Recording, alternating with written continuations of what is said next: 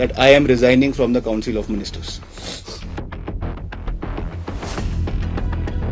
वो अपना जो मैंडेट जिसको बोल सकते हैं वो खो चुके हैं और इसलिए हिमाचल प्रदेश में कांग्रेस पार्टी को सत्ता में रहने का कोई नैतिक अधिकार नहीं।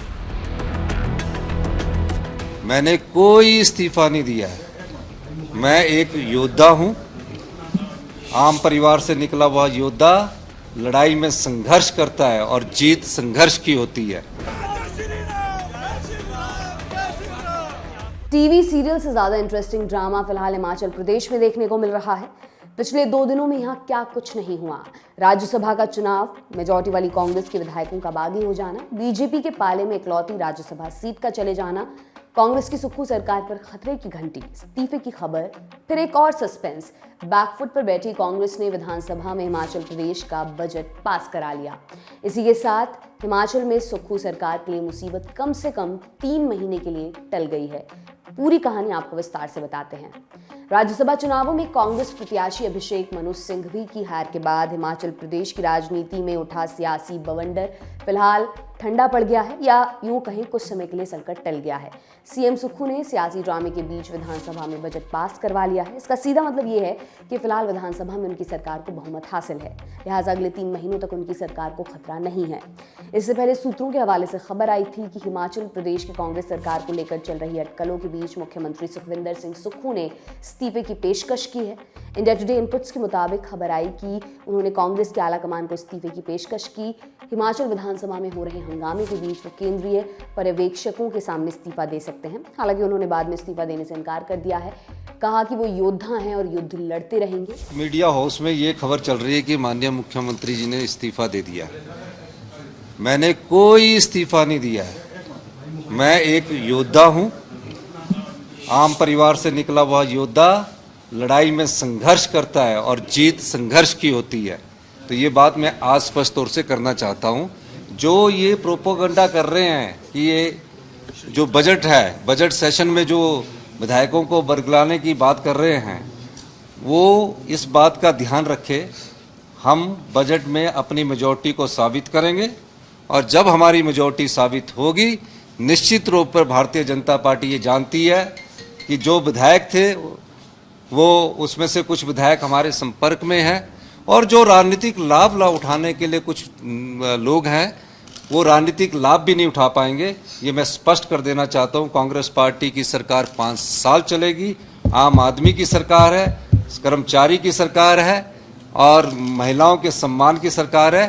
भारतीय जनता पार्टी जिस प्रकार का बर्ताव इस सदन में कर रही है वो उचित नहीं है और मैं आपको ये आश्वासन देना चाहता हूँ, हमारी सरकार पूरे 5 साल चलेगी। कोई राज्यसभा के वोट के बाद जो हमारी अभी परिस्थितियाँ हैं वहाँ हमारी मेजॉरिटी है और ये भी ना सोचे, कुछ उनके साथ के विधायक भी हमारे संपर्क में हैं। तो निश्चित तौर पर मैं ये दावे के साथ कह सकता हूँ कि भारतीय जनता पार्टी जो ड्रामा करना चाह रही है कर रही है और उस ड्रामे को वो अच्छा निभा रही है और अच्छे कलाकार हैं। इससे पहले पूर्व सीएम वीरभद्र सिंह के बेटे विक्रमादित्य सिंह ने मंत्री पद से इस्तीफा दे दिया था। विक्रमादित्य सिंह ने कहा कि इस्तीफे को लेकर प्रियंका गांधी और मल्लिकार्जुन खड़गे को जानकारी दे दी गई है। मीडिया से बात करते हुए उन्होंने कहा कि कभी कभी मुश्किल फैसले लेने पड़ते हैं और फिलहाल सरकार की हालत को देखते हुए मैं इस सरकार में नहीं रह सकता। इस्तीफे के बाद विक्रमादित्य सिंह ने कहा, मैं आज केवल इस प्रेस कॉन्फ्रेंस के माध्यम से ये कहना चाहता हूं कि वर्तमान परिस्थिति में मेरा इस सरकार में बने रहना ठीक नहीं है। इसलिए आज मैंने ये निर्णय लिया है that I am resigning from the council of ministers. मैं इस सरकार से एक मंत्री के रूप में इस्तीफा दे रहा हूं, जो मैंने निर्णय लिया है। इस बीच कांग्रेस के 6 बागी विधायक शिमला वापस लौट आए हैं। विधायक राज्यसभा चुनाव में वोटिंग के बाद पंचकुला चले गए थे, जहां से चॉपर के जरिए इन्हें वापस लाया गया है। वहीं इन विधायकों ने शिमला वापसी के बाद कहा कि अब वो बीजेपी के साथ हैं। इस दौरान स्पीकर ने बीजेपी के 15 विधायकों को विधानसभा से सस्पेंड कर दिया है, जिसमें नेता प्रतिपक्ष जयराम ठाकुर भी शामिल हैं। विपक्ष के हंगामे के बीच विधानसभा में मार्शल बुलाए गए, सदन को दिन के 12 बजे तक के लिए स्थगित कर दिया गया। ये भी जान लीजिए बीजेपी के जिन विधायकों को सस्पेंड किया गया वो कौन है। हैं। इस लिस्ट में जयराम ठाकुर, विपिन सिंह परमार, रणधीर शर्मा, लोकेंद्र कुमार, विनोद कुमार हंसराज, जनक राज, बलबीर वर्मा, त्रिलोक जामवाल, सुरेंद्र शौरी, दीपराज, पूरन ठाकुर, इंद्र सिंह गांधी, दिलीप ठाकुर और रणवीर सिंह शामिल हैं। इससे पहले जयराम ठाकुर ने आशंका जताई थी कि उनके विधायकों को सदन से सस्पेंड किया जा सकता है। उन्होंने कहा था कि कांग्रेस के उन विधायकों को भी सस्पेंड किया जा सकता है जिन्होंने राज्यसभा चुनाव में भाजपा को वोट दिया था। जयराम ठाकुर ने दावा किया कि कांग्रेस के कई विधायक उनके संपर्क में हैं। वहीं राज्यसभा का चुनाव जीतने वाले हर्ष महाजन ने कहा कि राज्य में जल्दी भाजपा की सरकार बनेगी। वो अपना जो मैंडेट जिसको बोल सकते हैं वो खो चुके हैं और इसलिए हिमाचल प्रदेश में कांग्रेस पार्टी को सत्ता में रहने का कोई नैतिक अधिकार नहीं है। और कांग्रेस पार्टी में मुख्यमंत्री को बदलने की बात चल रही है और लेकिन मुख्यमंत्री बदलने से समस्या का समाधान नहीं है।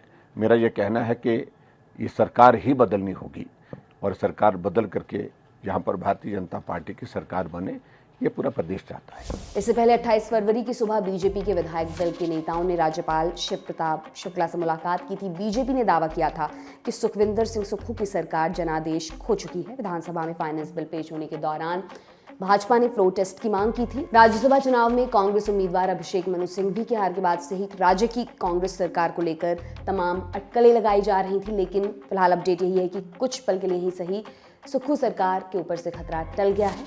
इस खबर पर हमारी नज़र लगातार बनी हुई है। इसे लेकर आने वाली हर अपडेट हम आप तक जरूर पहुंचाएंगे। आपके लिए तमाम जानकारी लेकर आए थे हमारे साथी दीपेंद्र गांधी। मेरा नाम दिव्यांशी सुमराव है। आप देखते रहिए दी लल्लन टॉप। बहुत बहुत शुक्रिया।